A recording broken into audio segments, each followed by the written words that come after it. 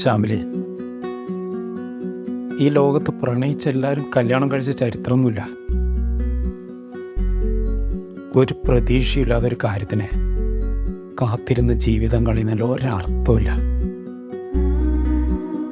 പിന്നെ സത്യമായിട്ടോ എനിക്ക് നിന്നോട് പണ്ട് തോന്നിയ ഇഷ്ടമൊന്നും ഇപ്പോൾ ഇല്ല.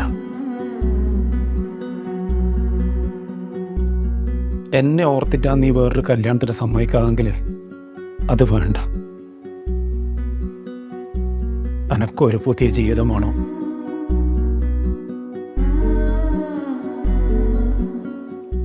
അതിൻ്റെ മുമ്പിൽ നീ എനക്കൊരു ബാധ്യതയാണ്. അതെനിക്കിഷ്ടമല്ല. അതുകൊണ്ട്